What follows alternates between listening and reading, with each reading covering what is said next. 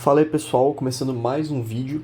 Dessa vez a gente vai falar sobre a terapia de expansão pulmonar. Então a gente vai falar um pouquinho sobre os princípios fisiológicos dessas terapias de expansão, algumas técnicas que a gente faz principalmente para redução da pressão pleural.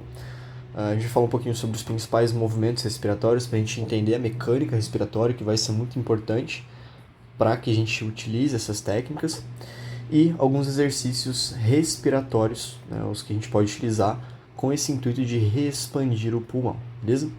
Então, quando a gente pensa na terapia de expansão pulmonar, os principais objetivos, né, para a gente entender do que a gente está falando. Então, os principais objetivos das terapias de reexpansão pulmonar vão ser justamente aumentar os volumes pulmonares,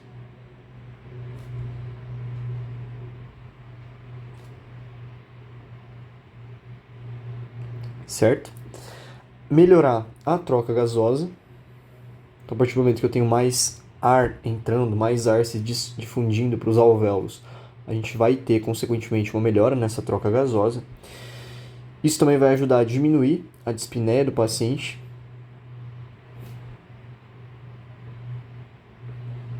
Então, pacientes restritivos, né, que seria uma das principais indicações, a gente pode utilizar essas técnicas a fim de diminuir a dispneia, caso o paciente esteja em um quadro de dispneia, e também para evitar complicações, certo? Como, por exemplo, atelectasias ou derrames pleurais ali que podem acontecer de forma secundária. Então, exemplo de complicações vão ser as atelectasias, principalmente nas doenças restritivas. Então, como eu já acabei falando aqui, quando a gente pensa na principal indicação da terapia de expansão pulmonar, ela vai ser indicada para doenças pulmonares restritivas, né, ou pacientes que têm doenças restritivas. E aí a gente viu, por exemplo, a pneumonia, a fibrose pulmonar idiopática, né, que são exemplos aí de doenças restritivas, a própria atelectasia, entre outras ali. E também outras condições que possam gerar diminuição da expansibilidade pulmonar. Então, condições que geram diminuição aí dessa expansibilidade pulmonar. Beleza?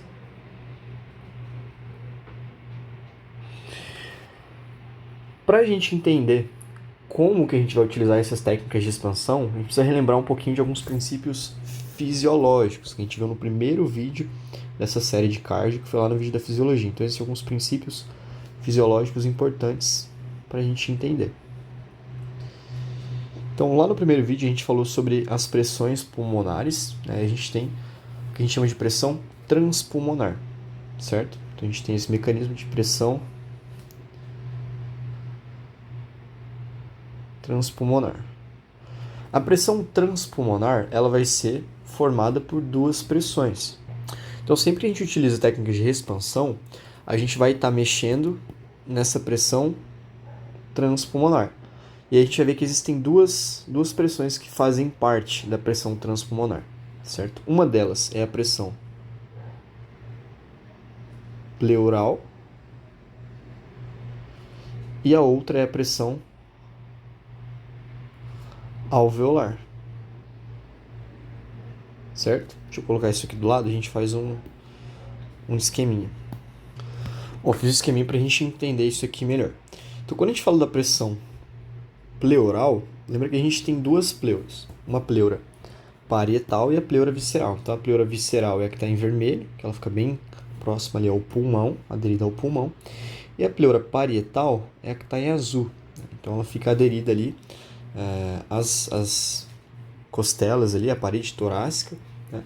E aí, quando a gente tem os movimentos respiratórios, na INS, a gente tem um aumento da expansibilidade torácica que puxa, traciona a pleura parietal. Então, a gente tem o tracionamento da pleura parietal, que vai e traciona a pleura visceral. E aí, lembra que a pressão pleural, ela sempre vai ser negativa. Então, uma característica da pressão pleural é que ela vai ser sempre negativa. E o que acontece? Na INS, pelo esforço muscular respiratório, principalmente desse cara aqui, né, do diafragma, a pressão pleural que já estava negativa, então geralmente tende a ser em torno de -3, -4, ela fica ainda mais negativa, e aí o ar entra. Depois, na expiração, pelo relaxamento dos músculos inspiratórios, o ar sai e a pressão volta ao normal, certo? Então, quando a gente tem um movimento de inspiração, então na inspiração, a pressão pleural ela fica ainda menor. Então ela sai lá de -4 e ela vem para -8 ou até menos do que isso, tá? Então vai depender de alguns fatores, mas basicamente é isso que a gente faz, a pressão pleural. E aí sempre que a gente pensa na pressão pleural, para a gente alterar a pressão pleural, a gente vai utilizar técnicas que vão recrutar a musculatura, que vão alterar o funcionamento muscular. Então como é que a gente faz para alterar ali, mudar, mexer nessa pressão pleural? A gente utiliza os músculos respiratórios, certo? Então a gente vai ter algumas técnicas ali de respiração diafragmática, algumas técnicas que vão estimular ali, por exemplo, fazendo compressões torácicas, etc. Então a gente vai estimular uma parte mais mecânica relacionada principalmente aos músculos respiratórios e aos movimentos da caixa torácica, beleza? Então isso é importante. E aí a gente tem a pressão alveolar aqui do lado. A pressão alveolar está relacionada com a pressão do alvéolo em relação à atmosfera, certo? Então imagine que na atmosfera a gente tem uma pressão de mais ou menos, quando a gente pensa na pressão atmosférica, a gente vai ter uma pressão de 760 milímetros de mercúrio ali, certo? A pressão alveolar, no início da INS, ela vai estar em torno de 159. Então a gente tem uma pressão alveolar negativa, certo? E isso faz com que a gente tenha a entrada do ar. Então, na inspiração, a pressão alveolar ela diminui. E aí a gente tem a entrada do ar. Na expiração, a gente tem um aumento da pressão alveolar em relação à atmosférica. Então, imagina que a atmosfera está em 760 e a pressão alveolar ela sobe para 761. Então, ela fica mais positiva. E aí a gente tem a expiração, certo? Na qual a gente tem esse aumento da pressão e aí o ar sai. Então, aqui a gente tem a entrada do ar, porque a pressão alveolar está menor, e aqui a gente tem a saída do ar, porque a pressão alveolar ela está maior. E aí, para a gente alterar a pressão alveolar, a gente precisa utilizar recursos que vão mandar uma pressão positiva para dentro do alvéolo. Então, a gente vai empurrar o ar para dentro do alvéolo, certo? Algumas formas de fazer isso, né, vão ser, por exemplo, através do uso do ambu, né? Então a gente tem técnicas como o breath stacking, que a gente vai fazendo esse acúmulo de ar ali, a gente vai mandando o ar de forma positiva, né? O ar vai sendo empurrado para o alvéolo. Enfim, a própria ventilação mecânica é uma forma também de alterar essa pressão alveolar. Então nesse vídeo a gente vai focar mais em técnicas relacionadas com a pressão pleural, beleza? E um outro conceito que é importante, vou fazer um esqueminha aqui, desenho aqui embaixo. Esse esqueminha vocês vão lembrar do vídeo da fisiologia, que são os canais comunicantes, certo? Então, lembra que esses canais comunicantes, a gente tem 3 canais comunicantes. Os canais de Martin, que vão conectar brônquilo. Os canais de Lambert, que vão conectar brônquilo ao alvéolo. E os poros de Kohn, que vão conectar ali os alvéolos, certo? Então esses são os chamados de canais comunicantes. Para que servem esses canais comunicantes? Esses canais comunicantes eles vão ser muito importantes para que a gente tenha a expansão pulmonar, certo? Então, basicamente, quando a gente tem essa terapia de expansão, a gente vai utilizar técnicas que vão prolongar a inspiração, vão aumentar o volume inspiratório. E esses canais eles auxiliam na distribuição do ar entre os alvéolos. Eles auxiliam a distribuir o ar entre os alvéolos. Então, aqueles alvéolos que não estavam sendo ventilados, eles passam a ser mais ventilados por conta desses canais comunicantes. Então, assim, a gente consegue mandar o ar para várias partes do pulmão, para todos os alvéolos, para que eles sejam ventilados de forma igual. E a gente tem uma coisa que a gente chama de efeito Pendeluft. que é esse efeito Pendeluft? Efeito Pendeluft nada mais é do que a passagem do ar de áreas insufladas para áreas menos insufladas. Então esse efeito Pendeluft está relacionado com a passagem do ar de áreas que são insufladas para áreas menos insufladas. Certo? E aí, por exemplo, imagina que eu tenho uma atelectasia em determinado ponto pulmonar. A gente faz essas técnicas de expansão e pela ventilação colateral, aqueles pontos, aqueles alvéolos que estavam colabados, eles começam a receber ventilação. E aos pouquinhos eles vão abrindo, certo? E uma outra coisa que é interessante a gente entender é que quando a gente faz essas técnicas de expansão pulmonar, esse aumento de ventilação, esse estímulo de ventilação que chega para os alvéolos, ele vai estimular os pneumócitos do tipo 2. Então a gente tem uma estimulação dos pneumócitos do tipo 2. E aí, se vocês lembrarem lá do vídeo da fisiologia, vocês vão saber que o pneumócito tipo 2 é aquela célula que fica lá no alvéolo e ela é responsável por produzir o surfactante. E o que o surfactante faz, né? Ele vai quebrar aquela tensão superficial da água. Então, lembra que a gente tem ao redor dos alvéolos, a gente chama de tensão superficial, que gera uma força de compressão, fazendo com que o alvéolo tenda a colabar. E o surfactante, o que ele faz? Ele rompe as ligações entre as moléculas e aí ele diminui essa tensão superficial, beleza? Auxiliando, assim, a manter essa estabilidade alveolar e manter o alvéolo aberto. Então, de uma forma geral, esses princípios eles são mais básicos, mas eles são muito importantes para a gente entender como que essas técnicas de expansão pulmonar elas vão funcionar, beleza?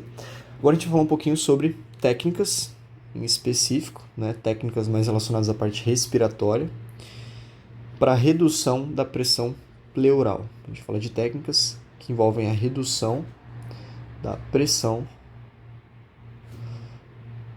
pleural. Então, só lembrando, a gente tem duas formas de a gente fazer com que a pressão transpulmonar ela seja alterada e entre mais ar no pulmão. A gente pode mexer na pressão pleural ou na pressão alveolar. Então, a gente vai ver técnicas que vão reduzir a pressão pleural, fazer com que as pleuras elas negativem ainda mais e a gente tenha um aumento ali na entrada de ar. Essas técnicas elas podem ser chamadas de padrão muscular respiratório. Em alguns lugares vocês vão encontrar assim, alguns livros, né? Ou então, uma outra forma mais fácil, né? O padrão muscular respiratório terapêutico, ou simplesmente exercício respiratório. Esse é um nome mais bonitinho, né? Padrão muscular respiratório. Mas a gente também pode chamar simplesmente de exercício respiratório. Certo? E aí a gente já falou um pouquinho sobre os objetivos, né? Então, basicamente, esses exercícios eles vão servir para melhorar ali a ventilação, melhorar o controle tóraco-abdominal, melhorar a troca gasosa, evitar a dispneia. E os objetivos eu não vou colocar de novo, mas seriam basicamente esses objetivos, né, desses exercícios, tá bom? E aí a gente precisa relembrar outro conceito importante, que é a mecânica respiratória. Fiz um esqueminha aqui para a gente dar uma relembrada na mecânica respiratória. Então, os movimentos que acontecem na caixa torácica para que a gente tenha respiração. E a gente vai ter dois movimentos que são os principais. Um deles a gente chama de alça de balde, certo? Esse movimento de alça de balde, ele vai ser predominante principalmente nas últimas costelas. Então, nesse movimento a gente tem um aumento ali na expansão laterolateral. Então, aumenta a expansão pulmonar ou a expansibilidade em sentido lateral. E a gente tem técnicas ali que a gente faz a compressão nessas últimas costelas. E essa compressão ela precisa ser de acordo com essa mecânica. Então a gente vai se apoiar na lateral das costelas ali do tórax e a gente vai empurrar elas para dentro, certo? Simulando esse movimento de alça de balde. E na parte mais apical, na região de tórax mesmo, mais superior ali, a gente vai ter esse outro movimento que a gente chama de braço de bomba, que está relacionado com a elevação ali antero-posterior ali do externo. A gente tem um movimento de braço de bomba. Então, nesse movimento de braço de bomba, o externo, que está aqui na frente, ele vai se elevar. A gente tem a elevação do externo.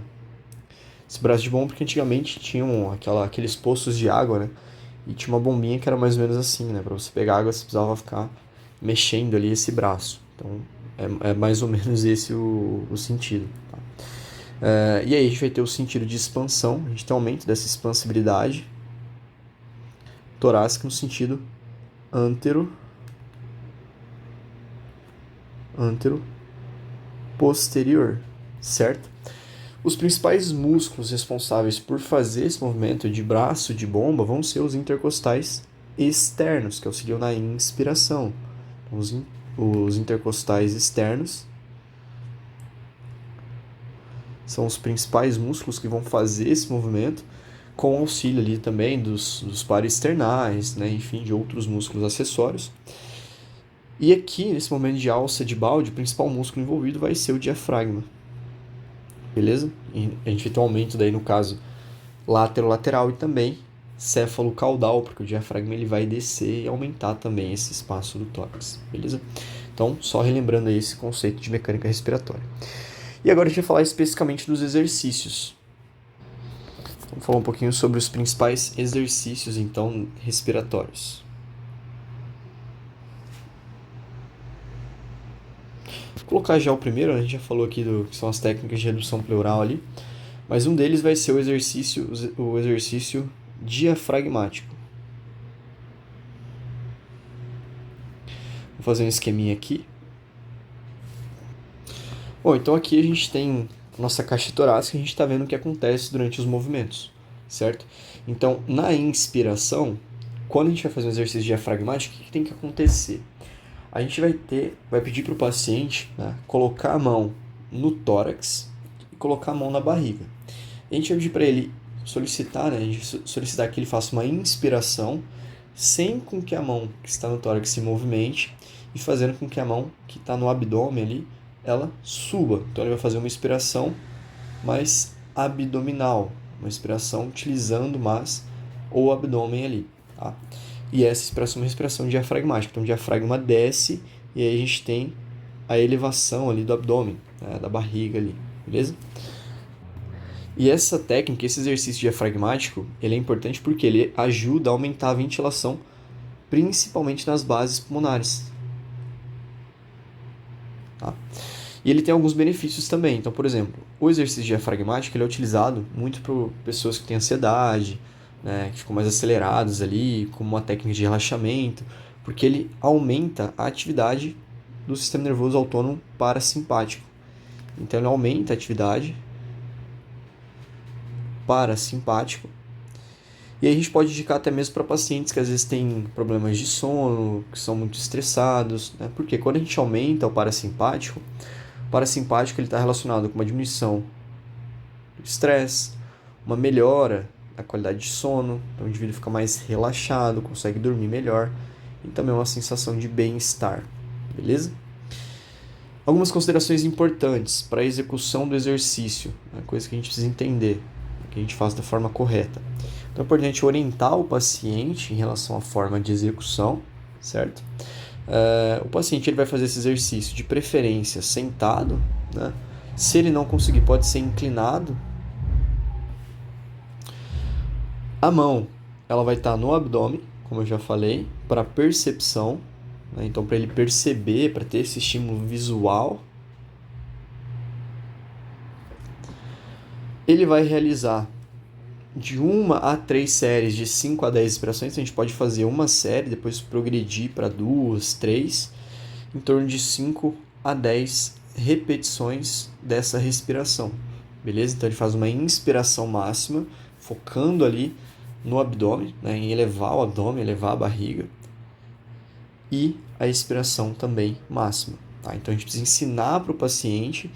E aí a gente vai fazer com ele, ou pode orientar ele a fazer sempre que ele se sentir, às vezes, com uma falta de ar, ou sentir ali que tá com alguma dificuldade, enfim. Pode fazer esse tipo de padrão respiratório. Então uma coisa que é importante é a gente dar o comando verbal correto para o paciente. Então, instruindo ele ali conforme ele vai realizando o exercício. Em relação às contraindicações, eu vou colocar contraindicações aqui, tá? Mas, de forma geral, as contraindicações vão ser as mesmas para todos os exercícios, praticamente, que forem de reexpansão pulmonar. O único que não vai ter essas contraindicações vai ser o freno labial. A gente vai ver o porquê, tá?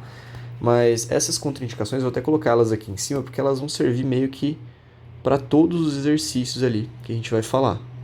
Beleza? Então, esses exercícios que a gente está falando de reexpansão pulmonar, que alteram a pressão pleural, eles vão ser contraindicados. Esse de respiração diafragmática, né? Então, pacientes que têm uma hérnia diafragmática, certo? Então, nesse caso, a gente não vai fazer esse exercício diafragmático. Pacientes, de uma forma geral, que têm um tórax instável. O que seria um tórax instável? Um paciente que teve uma fratura de costela, por exemplo. A gente não pode fazer técnicas para expandir o tórax dele, certo? Pacientes que passaram por algum tipo de cirurgia abdominal, também vai ser contraindicado. Pacientes DPOC, e aí eu vou fazer um destaque aqui para o DPOC, que um dos exercícios que a gente vai falar, que vai ser o próximo, é o freno labial, tá? Então, o freno labial é uma exceção, porque ele vai ser indicado principalmente para pacientes DPOC. Então, os exercícios de reexpansão, a gente não vai utilizar o paciente DPOC, porque o paciente DPOC ele já tende a ter um tórax mais hiperinsuflado. E aí, se eu aumento esse volume INS, eu tendo a hiperinsuflar ainda mais esse tórax e piorar a condição do paciente. Então, para pacientes DPOC, os de reexpansão vão ser contraindicados. O exercício do freno labial, ele é um dos únicos que é indicado para paciente DPOC, beleza? Porque a gente tem um prolongamento ali do tempo esse. Bom, e aí aqui embaixo eu coloquei a nossa tabelinha para a gente entender um pouquinho sobre como que vai ser esse exercício. Então, basicamente, a gente solicitar para o paciente, né, realizar aqui a capacidade residual funcional, aqui a capacidade pulmonar total. Ele vai realizar uma inspiração até a capacidade pulmonar total, então uma inspiração máxima, e em seguida uma expiração máxima, certo? Então a gente vai ter dois momentos. Aqui a gente tem uma inspiração e aqui é ex. Isso é uma repetição, e aí faz de novo. Inspiração máxima, expiração máxima, certo? Então é assim que a gente vai estar realizando esse exercício diafragmático.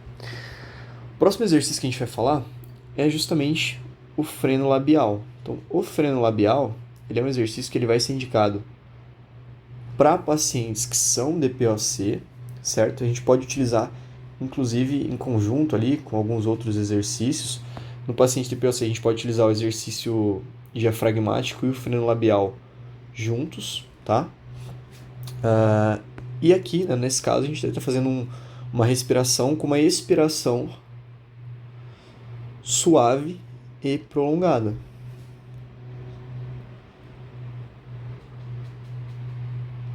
Certo?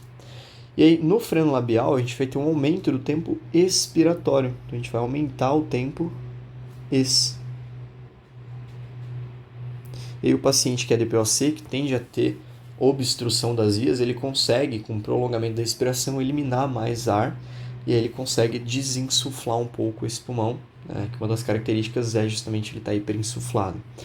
Então, o freno labial ele vai ser indicado principalmente para pacientes DPOC, para aliviar a dispneia, né, e para tentar desinsuflar esse pulmão, beleza? E aqui, ó, quando a gente pensa no nosso gráficozinho lá, então a gente vai ter uma inspiração máxima, certo? Aqui está o momento ins, seguida por uma expiração prolongada e suave. Então a gente pode ter uma relação ins e ex, de 1 para 3 ou até mais, né? Ou 1 para 4, então vai variar de acordo com o paciente. Mas a gente vai utilizar um tempo de expiração maior do que o tempo ins, beleza? Então uma inspiração e a ex mais prolongada, beleza? Em relação à contraindicação, paciente que tem o tórax instável novamente, tá? Ou se o paciente tem alguma disfunção orofacial ali que impeça ele de realizar movimentos com a mandíbula, por exemplo, ou com a boca ali, tá bom? A próxima técnica são suspiros inspiratórios ou soluços, suspiros barra soluços inspiratórios. E nessa técnica, a gente vai fazer várias inspirações breves e rápidas até atingir a capacidade pulmonar total. Então ela vai ser baseada em inspirações, vou colocar curtas e rápidas,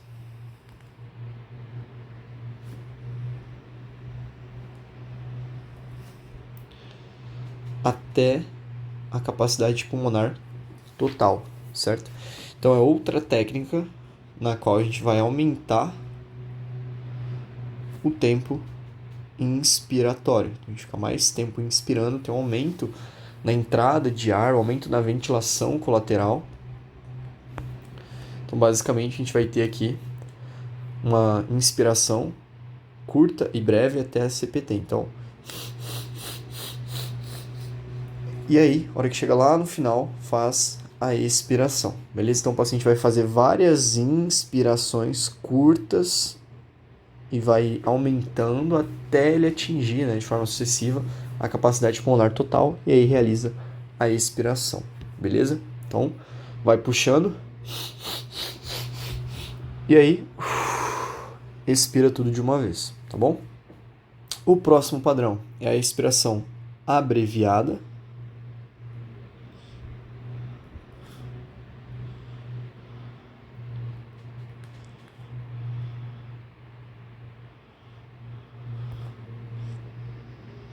E a expiração abreviada, ela vai ser feita de forma progressiva, então a gente tem uma inspiração curta, uma inspiração média e uma inspiração máxima, de forma progressiva, com uma breve expiração entre elas. Então a gente tem inspirações progressivas em 3 tempos, certo? Vocês já vão entender. Com expirações breves entre elas, beleza? O objetivo aqui é o mesmo do anterior, então a gente também vai buscar aumentar o tempo inspiratório. Quanto mais tempo inspiratório eu tenho, mais ar vai entrar e maior tende a ser a ventilação colateral, então eu permito com que o ar ele seja distribuído entre os alvéolos. Então aqui a gente vai ter uma inspiração seguida de uma pequena ex, outra ins um pouco maior, uma pequena ex e uma ins máxima seguida de uma expiração, beleza? Então aqui a gente tem, ó, repara, tem um momento ins, então puxa o ar, solta um pouquinho, ins, solta mais um pouquinho, e aí por fim, ins máxima, e aí depois eu vou soltar todo o ar, beleza? Então isso é expiração abreviada. Contraindicações, DPOC e tórax instável. Uma outra técnica que a gente também pode utilizar é de inspiração máxima.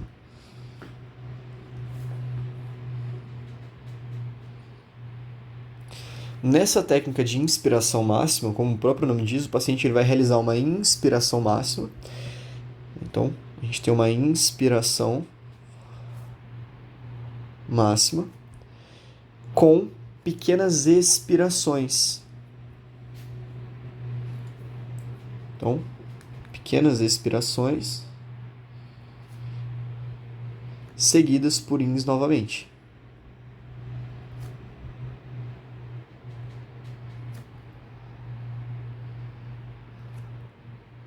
Isso aqui é um pouquinho confuso, né? Mas, basicamente, ó, quando eu for desenhar vai ficar mais fácil de entender. Então, no final, né, o paciente vai fazer ali a expiração. Então, imagine que eu tenho aqui o meu gráficozinho, mesma coisa, tá? Então, o paciente ele vai fazer uma inspiração máxima. Então, inspirou, puxou todo o ar. Quando ele estiver lá com todo o ar, na capacidade pulmonar total, ele vai expirar um pouco desse ar, inspira de novo, expira um pouco do ar, inspira de novo, e aí ele vai fazer uma expiração total, beleza? De uma forma suave. Então aqui eu tenho a ins, aqui ex, aí de novo aqui ins, ex, ins, e aí no final eu faço toda ex. Então eu faço uma inspiração máxima com pequenas expirações, 2, 3 vezes, tá? E aí depois faz a ex. É outra forma de a gente aumentar o tempo inspiratório, melhorar aquela ventilação colateral e a distribuição de ar por todo o pulmão. E vai ser, né, indicado ali para as doenças restritivas, tá? E contraindicações vão ser as mesmas anteriores. Uma outra técnica que a gente também tem vai ser a inspiração máxima sustentada.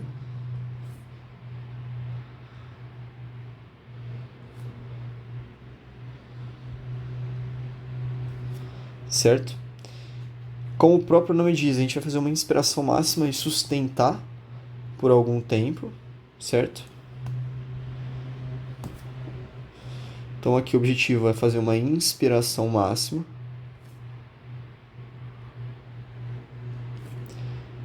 e manter por 3 a 5 segundos. Certo? Então você pode começar com 3, depois ir aumentando ali. Então faz uma inspiração, chegou na capacidade total, mantém por alguns segundos, ó, de 3 a 5 segundos, e aí realiza a expiração. Então aqui a gente tem a ex, aqui a gente tem a ins, e aqui eu mantenho o pulmão insuflado. Beleza? É outra técnica também bem legal. E aí a última técnica é a que a gente chama de inspiração fracionada.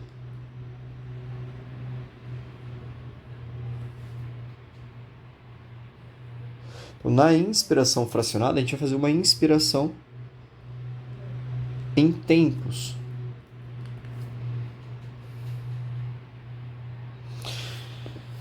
Então a gente vai sustentar, vai fazer uma inspiração gradual, então pequena, média e grande, e aí a gente vai sustentar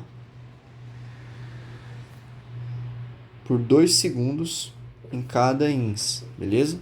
E aí depois realiza esse. Então vou fazer um mapinha aqui. Como é que vai funcionar esse aqui? Então você faz uma ins curta, mantém por 2 segundos, certo? Faz uma ins até uma capacidade ali média ali, a manter por 2 segundos, e aí uma ins até o total, mantém por 2 segundos e aí depois faz a ex, certo? Então, ins 1, 2 1, 2 1, 2 faz a expiração total, beleza? Então, basicamente, esses vão ser as principais técnicas que a gente pode utilizar com os pacientes, beleza? Então, o exercício diafragmático, freno labial, suspiros ou soluços ins, inspiração abreviada, inspiração máxima sustentada e inspiração fracionada. Uma das mais legais, né, que dá um resultado bem bacana, é a inspiração fracionada. As outras também podem ser utilizadas. Então, o importante é você adaptar ao seu paciente, né, ver o que ele prefere, o que ele consegue fazer melhor. Algumas considerações que são importantes em relação a esses exercícios, tá? A gente precisa levar em consideração. Uma dessas considerações é em relação ao registro. Então, a gente deve registrar sempre a quantidade de séries e de repetições que a gente fez. Uma coisa que eu acabei não colocando, né, em todos, mas assim, em relação ao volume, né, de treino ou a quantidade de vezes que a gente vai fazer.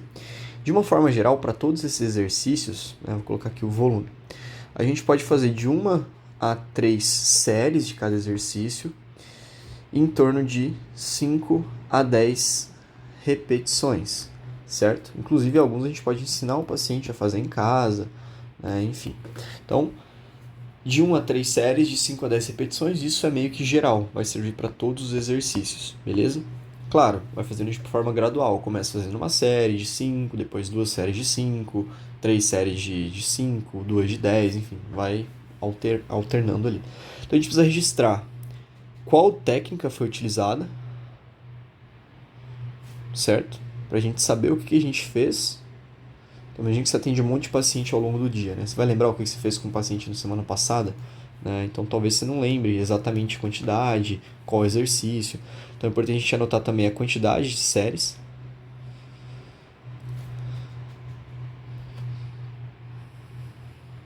Certo? Para que a gente faça a progressão. Então, é que nem um treino de musculação. A gente precisa anotar ali as cargas para a gente conseguir no outro treino tentar manter ou ir aumentando as cargas. Beleza? Então, o registro é algo importante. Outra coisa que é importante é adaptar os exercícios de acordo com a necessidade do paciente. de acordo com a necessidade do paciente.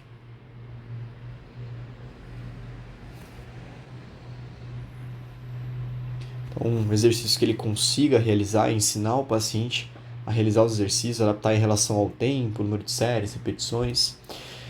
Uma consideração que é importante é que o paciente ele pode apresentar tontura ou cefaleia. Então, pode apresentar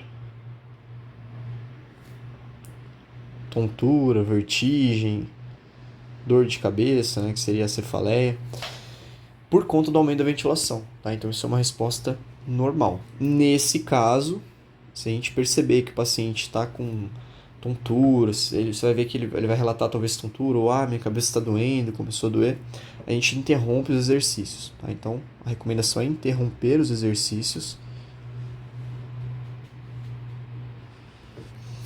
e pede para o paciente respirar normalmente até que normalize, beleza? Outra consideração que é importante é que a gente precisa observar o que o paciente está realizando, observar os movimentos.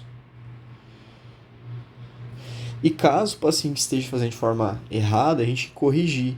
Né? Então, mostrar para ele, fazer a correção. Porque não adianta nada fazer um exercício de reexpansão de uma forma incorreta, certo? A gente não vai estar mudando nada. E a gente vai monitorar a oximetria do paciente. Para a gente saber se está melhorando, se está a mesma coisa, se está diminuindo. Né? Então, a oximetria a gente sempre vai fazer antes, durante, a gente continua monitorando a cada 3 a 4 minutos, 5 minutos, 2 minutos, depende. E após. Beleza? E é importante que a oximetria ela esteja dentro dos parâmetros. Então a gente vai buscar os parâmetros de normalidade. Então o paciente que é DPOC, a oximetria dele ela tende a estar em torno de 88 a 92, certo?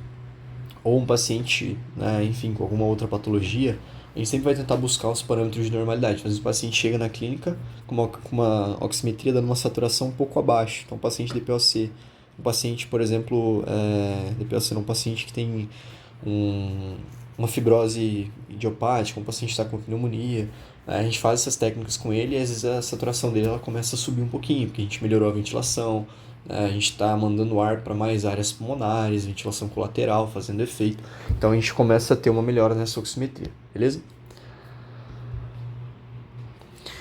Então essas técnicas, elas são técnicas ativas, certo? Porque a gente dá o comando e ensina o paciente, mas é ele quem realiza.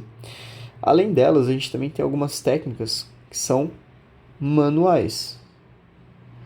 Eu não vou descrever com tantos detalhes aqui, né, mas só para a gente saber que existem técnicas manuais. Tá? Essas técnicas são técnicas mais passivas. Então, quando a gente fala de técnicas manuais, a gente está falando de técnicas passivas, certo? Então, a gente que vai realizar para o paciente. A gente vai fazer elas com pacientes que não conseguem realizar de forma ativa. Então, um paciente que está acamado, um paciente que está inconsciente. Tá? E essas técnicas, elas acompanham os movimentos da caixa torácica. Então essa que é a importância de a gente saber o movimento de alça de balde, que é mais comum ali, que acontece mais nas costelas, nas últimas costelas, os movimentos de braço de bomba, que são mais apicais, né, na região de tórax superior. Se a gente evidenciar que o paciente está tendo algum sinal de desconforto respiratório, então quando a gente vê que o paciente ele apresenta sinais de desconforto respiratório, a gente vai interromper essas técnicas, certo? Pode ser que a gente esteja piorando o quadro, então a gente sempre fica atento a esses sinais. Quais seriam os sinais de desconforto? Aumento do uso da musculatura acessória, aumento da frequência respiratória. Se for uma criança, batimento da asa do nariz, a gente pode observar, por exemplo, que ele está começando a ter uma diminuição de saturação, algumas coisas nesse sentido, beleza? E a gente também vai fazer a verificação da oximetria. Já estou falando das considerações também. Antes, durante e após, beleza? Então essas técnicas a gente vai utilizar em pacientes que são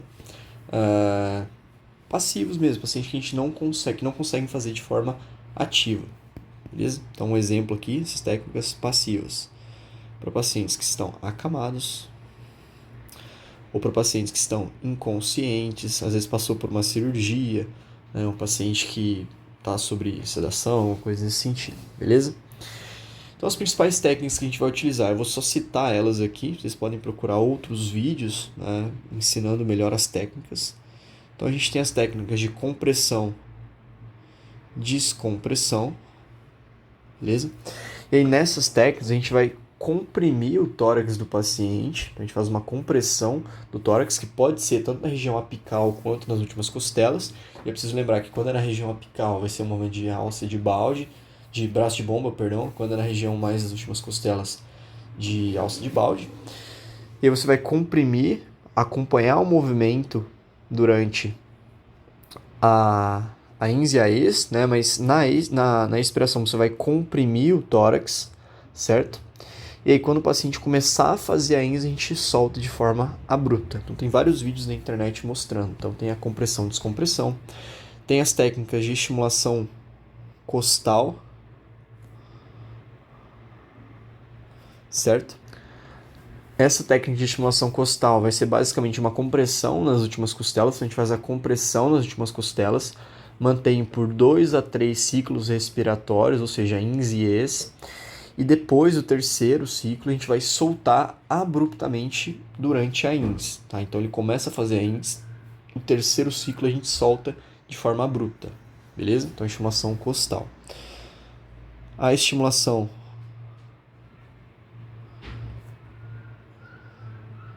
diafragmática.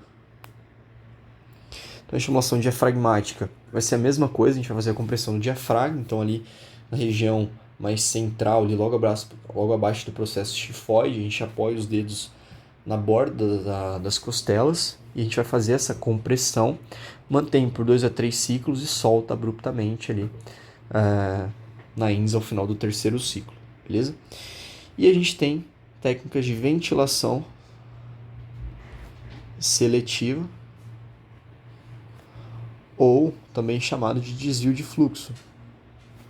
Então, o que seria essa ventilação seletiva ou desvio de fluxo? A gente vai fazer uma compressão de todo um hemitórax, então a gente comprime o hemitórax do paciente, um dos lados, para que o ar ele vá mais, para que a gente tenha um aumento do fluxo no outro lado, no outro hemitórax. Beleza? Então, a gente vai fazer uma compressão em um hemitórax, vamos supor que eu preciso ventilar mais o tórax do paciente no lado direito, está com uma telitasia, alguma coisa no lado direito, uma coisa restritiva no lado direito. Eu posso comprimir o tórax desse paciente no lado esquerdo, e aí quando ele vai fazer a inspiração, eu estou comprimindo o tórax esquerdo, o ar tende a ser mais distribuído para o tórax do lado direito, para o tórax direito. E aí ele aumenta essa ventilação, beleza? Ajuda também nessa reexpansão. E basicamente essas são as principais técnicas manuais aí. Tem vários vídeos na internet, vocês podem estar assistindo para entender um pouco melhor, beleza? Então vou encerrar esse vídeo por aqui. Basicamente a gente falou um pouco sobre as principais técnicas de expansão. Então, a gente falou de algumas técnicas manuais, a gente falou de exercícios respiratórios. Lembrando que tudo isso que a gente viu está relacionado com estratégias para a gente mexer na pressão pleural. Então são formas de a gente negativar ainda mais a pressão pleural. Nesse vídeo a gente não viu nenhuma técnica em si para a gente mudar aqui a pressão alveolar. Então, em outros vídeos a gente vai falar um pouco mais sobre técnicas que atuam na pressão alveolar, beleza? Então, eu espero que esse vídeo tenha te ajudado. Se gostou, já sabe, deixa um like aí e até o próximo vídeo. Valeu!